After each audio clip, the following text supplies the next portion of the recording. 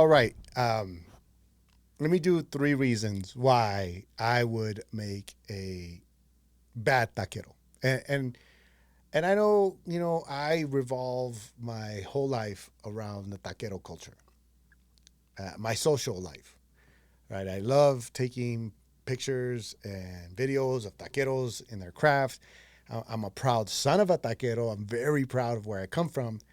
And I just I just know a lot of people would think, okay, boom, you could do this. And I get that a lot. I get people to say, when are you going to open up your own spot? And I'm like, hmm. So this is that response. I might lose a few of you because you may think that, well, I thought you were taquero, and I'm not. I've gotten called chef before, and I don't know. I mean, I know why. I think, and that's not even the point. Anyway, let me tell you why I wouldn't make a good taquero. So, at all, like not even a tenth of what my mom and dad were. So, and I'm being a little mean to myself, but I'm also being honest. So, uh, I say that with love, with all the respect to the profession, with full awareness of my limitations of why I wouldn't be able to do that. So, reason number one, I'm only organized when things are chaotic, when things are just flying off the handle. And I know that sounds like a what dichotomy? Can you call that a dichotomy? I'm only organized. I'm only calm when things are crazy. And time and time again in my life, I've always had that. And when things are calm, when things are cool, I struggle with that. And and so I think that when in the example of a taco truck, I need things to be flying off the fuck. I need the wheels to be coming off. I need the burners to be turning off. And I just when things are working properly, I think I just I, maybe I need to talk to my therapist about that. But if things are calmed and things are planned, if everything just line up the way it's supposed to be, I'm useless. I'm kidding. I'm not useless. I don't feel comfortable. I kind of need noise. I need movement. And things need to be breaking. When I'm running behind and we're out of onions, you know, I need that kind of my brain. That's when my brain wakes up. But from what I used to see my parents do and other taqueros, they're kind of organized. They get all their shit together way before the chaos. They're sort of like surgeons. I could say that because I just had two brain surgeries last year. So if there are any surgeons here and they're like, no, that's don't ever compare a taquero to a surgeon. All right, sure. All right, let's move on to number two. I can't leave anything alone.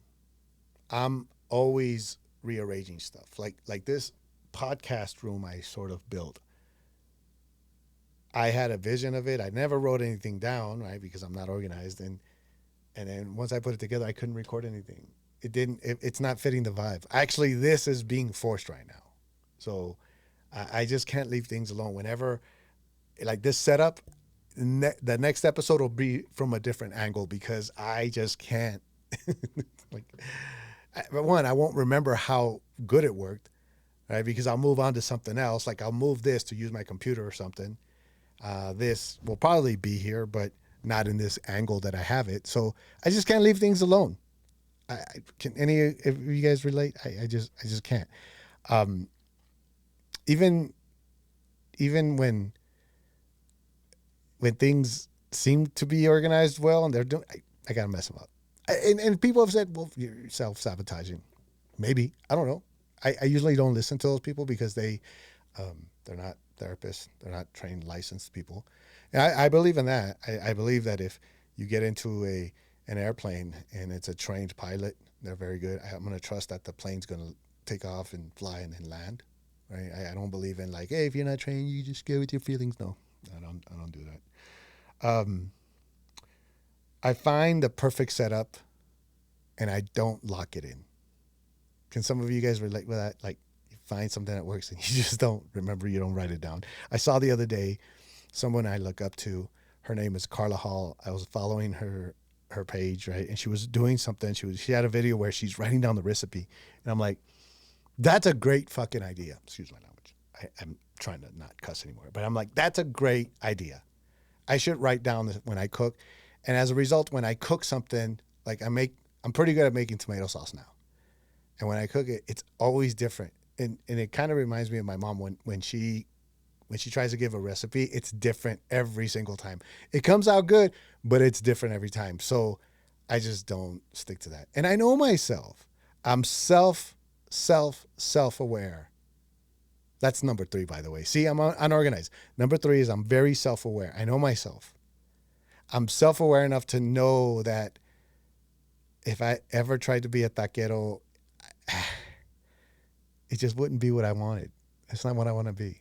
Like and I'm embarrassed to say this now, but when I was a kid and working in the taco truck, I hated it. I did. And I shouldn't use that word as much, but I did not like it. I did not like it because of many reasons. One, I wanted to hang out with my brothers and go hang out and be with girls because I liked girls. I always wanted to be around girls and especially pretty good looking girls. Girls that were fun. And I couldn't do that when we were working on the taco truck on the weekends. And so that's one of the reasons why I didn't like it. I didn't like that clean. I hated clean. I hated coming home at 4 a.m. and cleaning and then waking up at like 6:30, 7 o'clock to go to school next day if it was a Sunday night or morning into Monday. I didn't like it.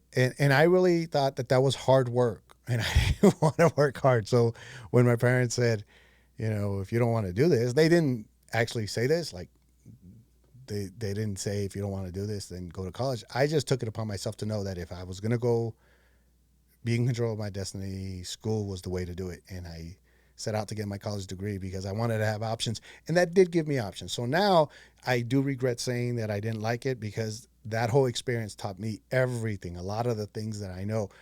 The fact that I'm recording this and I've learned how to record, it's that, right? It has nothing to do with tacos, but I guess I learned how to learn, if that makes sense. And so I know myself. Um, I if I became a taquero, it would be because of outside pressure. It would be because people around me are saying, "Hey, dude, this tastes good. You should do this," and you're well aware of how to run a business. I'm like, no, I'm not. I mean, I did I did business classes in college, and I got into some business positions, but they were mostly operations, uh, and I was pretty good at that too. But I think running a business, a taco truck business, the way I see it is like I just wouldn't be good at it, and that's comes from self awareness. I could admit it, and if I did it, it'd be under the pressure of other people, and that that doesn't work in life. When you do something because you're being pressured to do it, it's not going to come out good. Now I know how to cook. I know how to barbecue. I know how to make good salsa. Like unless people are lying, unless a lot of people are lying, unless I'm lying to myself. And again, if you're self aware, you're more likely to know more about yourself. You know what you're good at, you know what you're not good at. So I'm self aware enough to know that I would not be good. And so I'm unorganized unless the world is on fire. And I'm honest enough to admit when I'm doing something wrong and for the wrong reasons. So, um, and that's exactly why I don't try to be a taquero. I love visiting taqueros. I love going into taco truck. I think that's an honor when people allow you to come into their truck so that you could record. Um, and but I wouldn't want to be a taquero. I know. I might lose some of you guys. Like no, we thought you were a taquero and now you're not. No, I'm being honest with myself. But I tell you this, I am devoted to honoring them, to honoring people like my mom, people like my dad. When I meet other families where they're doing it, there's a family I met in Redwood City recently, and she let me record her while she was making tacos for my family. This was one of the best days of my life. It was one of those days where my mom, she had just gotten a heart procedure, and I had a unfortunate incident with one of my siblings, and that didn't get in the way. We ended up all being around the same table and enjoying the tacos, right? so I love the profession, and I'm committed to trying to make that profession even more respectable. In certain circles, it's not respectable, and so it's one of the reasons why I'm devoted to trying to make Dia de Taqueros a year thing, because taqueros need to be honored, um, at the very least economically, right?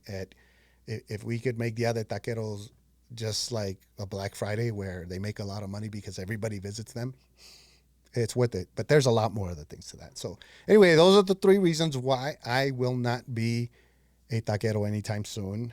And I'm never gonna rule it out. I just wouldn't be making. I wouldn't be a good taquero. I think I could be a good podcaster, and I'm trying to do that. So this is why this episode's out.